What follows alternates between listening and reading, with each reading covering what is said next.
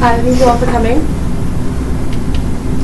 So, over the course of this presentation, I will be introducing how magnetization works. Then we'll go into ferromagnetization, and then we'll talk about the applications of ferromagnetism, specifically focusing on electromagnetism, tape recorders, and transformers.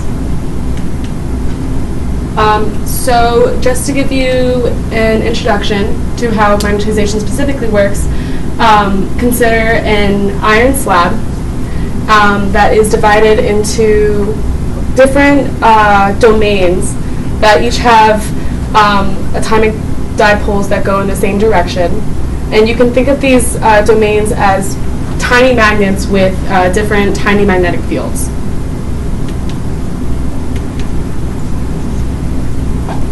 And so if we're considering, if we really want to dive into this, we can consider this a specific domain, and how, if you just consider iron, or really any material, little domains have their specific magnetic fields, but this would mean that any material has a magnetic field. And so what occurs is that this type of domain is split into two domains, but you still have slight magnetic field here, and so the iron is split into more tiny domains. And so the result is a bunch of different domains going in different directions, which cancel out each other, and so right now there's no magnetic field. If you introduce magnetization of the iron, then all the domains, or all the atomic dipoles, will point towards the same direction. And so right now you have this alignment of many different domains, and that describes ferromagnetism, paramagnetism, and diamagnetism. So this is magnetism in general, but we're going to go into specific properties that make up these different types of magnetization when you take away the south and north poles. And so before we go into specific ferromagnetism, I just want to introduce their differences. Right here, we'll first consider if we took away those north and south poles. Ferromagnets would maintain this alignment of atomic dipoles. Paramagnets would lose this kind of alignment, and the atomic dipoles would go into random directions. This is anti-ferromagnetism, and this is diamagnetism because the domains don't exist after there's an absence of an external magnetic field.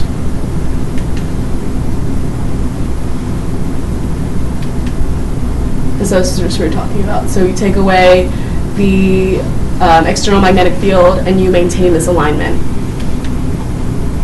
And so now we can go into applications, and just a small application, a general application would be electromagnetism is what's mainly used for. And electromagnetism, its use of ferromagnets is important because many devices in industry utilize electromagnetism. And electromagnets utilize ferromagnets. It's not the only option they have. But when they do use it, you can produce a field 10 to 1,000 times stronger than with the absence of a ferromagnet. And so what you have, we were just talking about the iron slab, you have an iron core in here. And so electromagnet is way more powerful than it would be without that iron core. Another application is magnetic tape recorders. And so I just put in this diagram so to make you guys aware, because a lot of the articles and readings introduced just this type of the tape recorder, and I really didn't know where that existed. So if you can just follow this, we have this sort of system with the tape motion and the erased record and playback heads existing pretty much right here in the inside of the tape recorder. And so First, we're going to talk about the erase head, then the record head, then the playback head, and how they specifically use, all together, ferromagnets.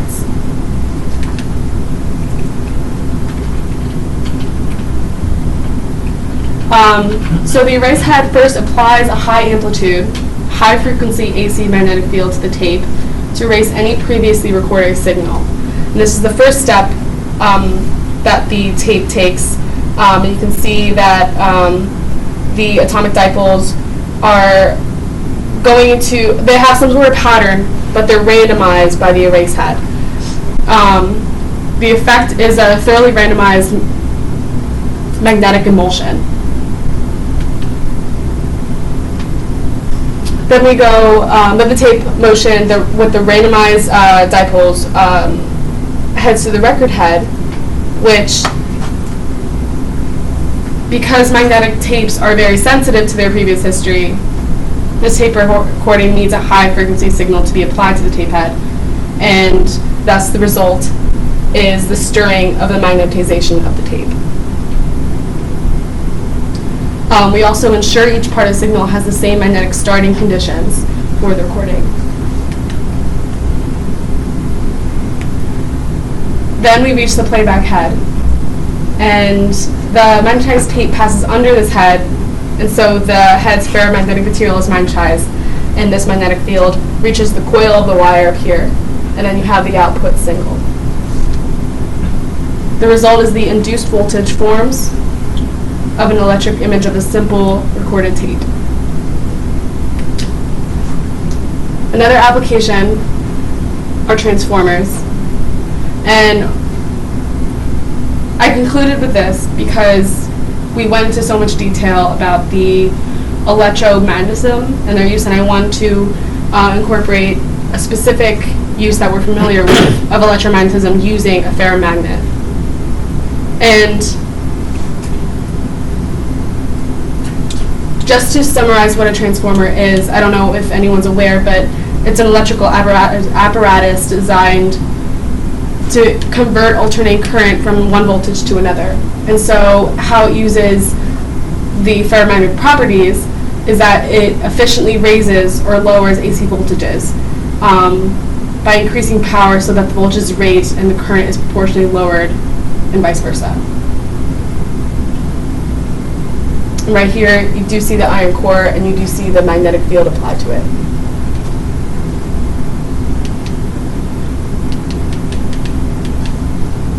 These are my references, and if you have any questions, you may also email me. And then if you have any specific questions right now, I'll take them. I have one about the magnetic tape. So if it erases things, can you explain how that happens? Yes.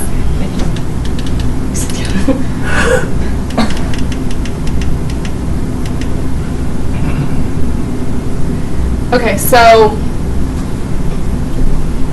it applies like I said, it applies a high amplitude, high frequency AC signal that is applied to the erase head. This is a ferromagnet in itself, and so when this signal is applied, then it takes on the properties of the erase signal and is therefore able to erase the tape that already has a recorded signal on it. Does that answer your question? Yeah. Are there any more questions? Yes. Wait, so only one of those three different sections of a tape recorder are used at a time? Yes. Okay. Yeah, so the tape goes through this erase head, then the record head, and the playback head, but it's continuously going like in a circle. So you see right here, these wheels just take the tape and revolve it continuously around to reach the erase record and playback head. And so it's continuously reaching, but in between here and here, you see that the electric or the atomic dipoles are randomized and then aligned again. So it's a continuous process of randomization and alignment. Are there any more questions? Okay, thank you.